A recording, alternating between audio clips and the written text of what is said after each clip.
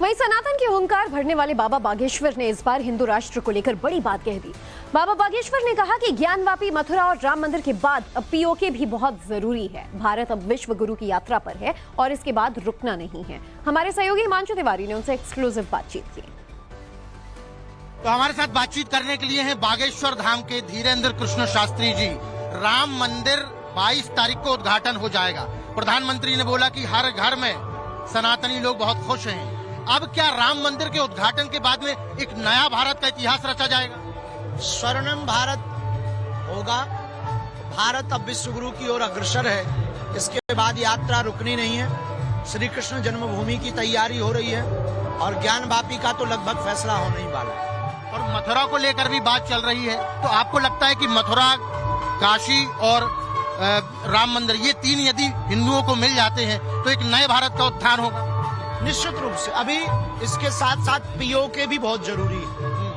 पाक अधिकृत जो कश्मीर है वो जिस दिन भारत में विलय हो जाएगी, निश्चित रूप से आप ये मानिएगा भारत विश्व गुरु की ओर अग्रसर हो। कल आपने प्रेस कॉन्फ्रेंस की थी, पीओके की बात की। आपने कहा मैं सरकार से प्रत्यक्ष रूप से नहीं कह रहा, लेकिन पूरे देश के हर व्यक्ति की आकांक्षा है कि पीओके अंदर का है। आपको क्या लगता है, क्या पीओके का पर्चा भी निकलने वाला है? क्या कोई डेट निर्धारित हो गई है? क्या आपको पता चल गया कब आने वाला है? डेट तो नहीं, लेकिन जो अनुभव संकेत लग रहे हैं कि निकल आने वाली बहुत जल्दी, बहुत सी। अच्छा, बहुत सारे लोग बोल रहे थे कि महाराज जी ने पर्चा निकाल दिया था तीनों राज्यों का, लेकिन बताया किसी को नहीं। नए नए मुख्यमंत्री बन गए, नए नौ सब कुछ हो गए, तो उसके लाने क्या कहना चाहिए? कभी राजनीति पर बोलते ही नहीं, न किसी भी राजनेता पर कुछ बोलते। लेकिन जिस तरीके से आक्रमण हुआ अभी कुछ लोगों ने संसद पे किया, आपको क्या लगता है?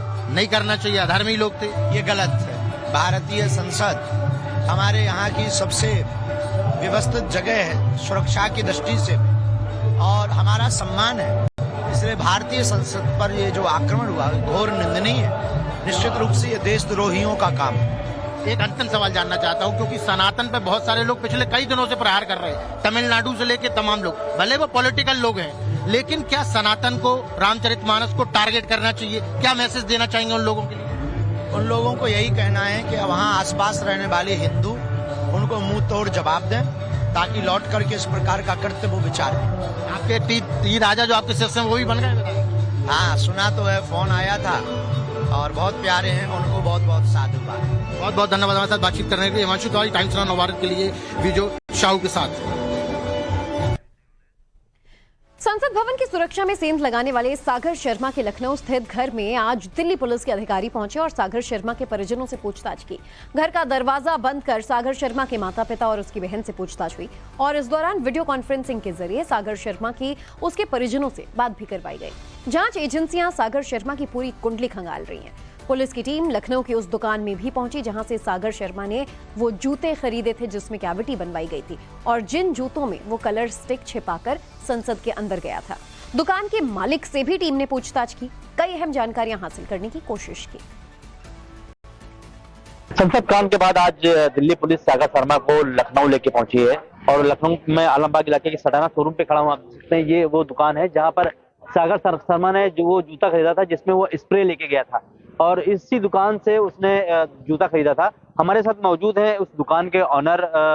सर, क्या नाम है आपका? दीपक सड़ाना। दीपक सर, वो सागर शर्मा आपके यहाँ शूज लेके गया था जिसमें वो स्प्रे लेके आया था, तो वो कौन सा जूता था, कितने नंबर का जूता था? देखो बॉस, मुझे तो कुछ मालूम नहीं था, पर जो दिन में टीम आई थी तो उन्होंने जब बातचीत करी उससे तो उन्होंने बताया कि उसने लांसर कंपनी का जूता खरीदा था। लांसर कंपनी का जूता मैं बेचता हूँ और उन्होंने ये बताया कि 8 नंबर का जूता ले गया, तो जूते सब साइज के ही होते हैं और 2 जोड़ी ले गया हूँ। फिर उन्होंने रेट बताया कि 600 रुपए का ले गया हूँ, तो मैंने उनको बता दिया कि 699 MRP का जूता था, तो वो 600 का जूता वही ले गया हूँ। अच्छा, कब खरीदने आया था और क्या इसका अंदाजा हमें कुछ भी नहीं है, क्योंकि चालक का टाइम चल रहा था, भीड़ इतनी होती है। अब कस्टमर कब आया कब नहीं है, हमने दोनों DVR टीम के सुपुर्द कर दिए हैं। बाकी उसमें अगर तहकीकात से कोई निकलता है तो उसमें हो जाएगा। बाकी हम हर कस्टमर पहचानते नहीं है, दिन में 100-150 कस्टमर आता है, किसको पहचानेंगे। अच्छा, जिसमें स्प्रे ले गया था वो जूते का साइज कितने नंबर का बताया था? 8 नंबर जूता है और नॉर्मल जूता है। क्या उसमें कोई चीज आ सकती है, कुछ अगर काट के लगाना चाहे? उसने क्या किया ये सब मुझे नहीं मालूम है, पर नॉर्मल जूता जैसे स्पोर्ट्स शू सब पहनते हैं उतनी हाइट का जूता था, सब कुछ वही था। क्या नाम है आपका? दीपक सटाना। हमारे साथ दीपक सडाना है। आपको दिखाते हैं वो शॉप के अंदर की जगह जहाँ पे जूते का शोरूम पूरा बना हुआ है। ये शोरूम है जूते का। उनका कहना है कि ये जो जूता था लैंसर का, वो 800 करीब का जूता था और इसी दुकान से वो सागर शर्मा जूता लेके गया था, जिसमें उसने स्प्रे रख कर अंदर संसद में ले गया था। स्वयं रावत, टाइम्स नाउ भारत, लखनऊ। प्रधानमंत्री नरेंद्र मोदी आज वाराणसी में विकसित भारत संकल्प यात्रा में शामिल हुए। इस दौरान वो संकल्प यात्रा के कैंप और प्रदर्शनी स्थल भी पहुंचे, लाभार्थियों से बातचीत की और उन्हें सरकार की प्रतिबद्धता और विकसित भारत के संकल्प को लेकर आश्वस्त किया।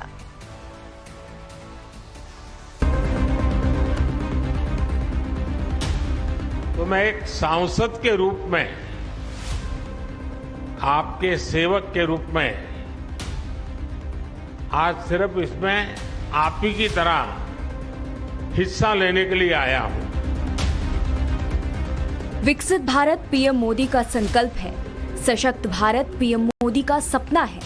ये वो सपना है जिसे पूरा करने के लिए मोदी पिछले 9 सालों से लगातार काम कर रहे हैं। पीएम मोदी आज अपने संसदीय क्षेत्र वाराणसी में विकसित भारत संकल्प यात्रा में शामिल हुए। विकसित भारत संकल्प यात्रा के कैंप में गए और सरकारी योजनाओं के लाभार्थियों से पीएम ने बातचीत की। पीएम खुद प्रदर्शनी में शामिल भी हुए। इस दौरान उन्होंने जनसभा को संबोधित भी किया। इस मौके पर पीएम मोदी के साथ यूपी के मुख्यमंत्री योगी आदित्यनाथ भी शामिल हुए। पीएम ने कहा कि ये विकसित भारत संकल्प यात्रा एक तरह से उनकी परीक्षा है। तो ये विकसित भारत संकल्प यात्रा जो है ना, वो एक प्रकार से मेरी भी कसौटी है, मेरी एग्जामिनेशन है